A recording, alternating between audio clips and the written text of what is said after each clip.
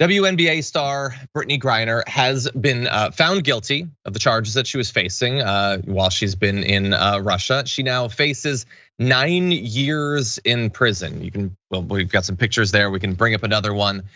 This is just the latest horrible development in her detainment in Russia. It is, I think, for many people, it is the worst case scenario coming out of this.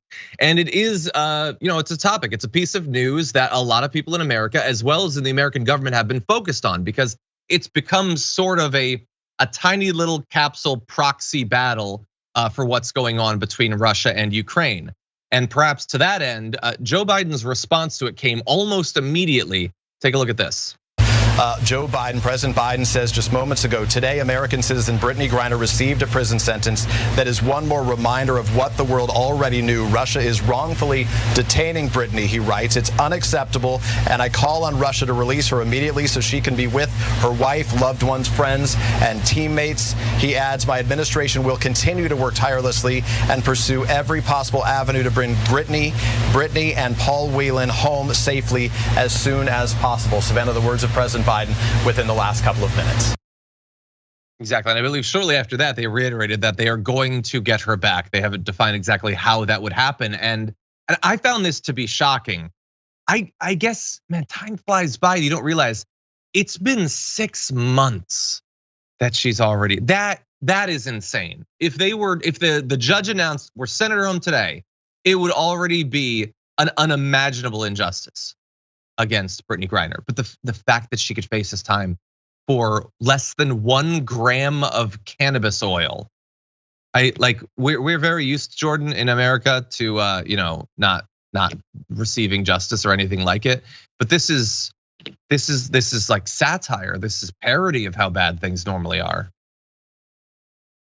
Yeah, this is truly disgusting.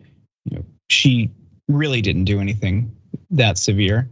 I hope they secure her release as soon as they can. And I think the best thing the United States could do is not only work to secure Brittany Griner's release for having cannabis oil, but also releasing everyone in American prisons who are in there for marijuana charges.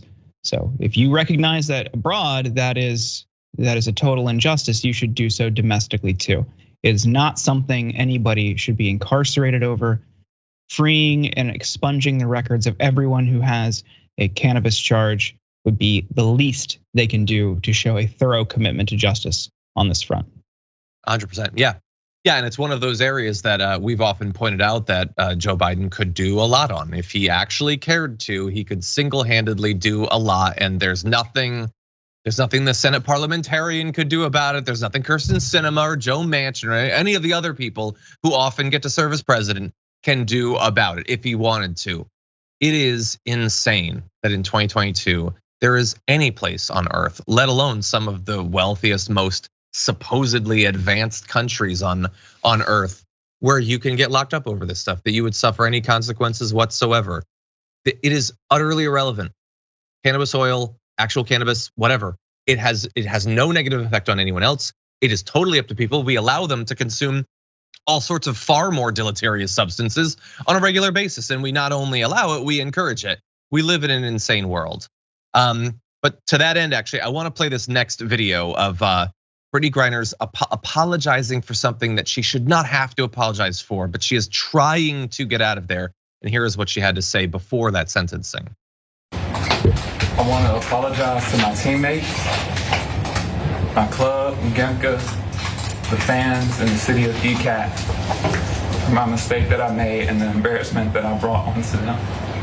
I want to also apologize to my parents, my siblings, my Phoenix Mercury organization back at home, the amazing women of the WNBA, and my amazing spouse back at home. I never meant to hurt anybody. I never meant to put in jeopardy the Russian population. I never meant to break any laws here. I made an honest mistake, and I hope that in your ruling that it doesn't end my life here.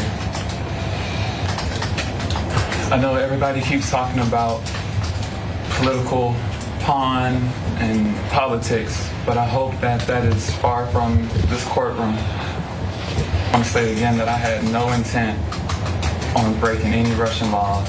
I had no intent, I did not conspire or plan to commit this crime.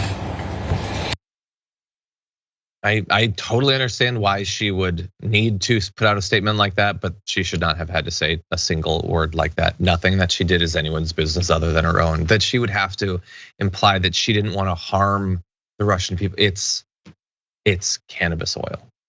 It's cannabis oil. You know what else has harmed the Russian people in the 6 months that she's been detained? A totally needless war that has resulted in 40 to 50,000 of their soldiers being needlessly killed. This is that much cannabis oil. That's the big issue, Jordan. We should really expect some consequences for that. Yeah, it shows what a brutal system they have there is. And again, like to reiterate, we're not exempt in that regard. We have the highest prison population per capita in the world. So it's weird that we're having this collective moment of outrage when it's like, okay, well, have we looked at home yet? Like, I hope this is a moment. Well, but of course we want it changed here immediately too. Like I would go way beyond legalizing cannabis. Yeah, we want to fix things, but like I think there's a good segment of our population who doesn't want to do anything and thinks it's just fine. Yeah. And it's.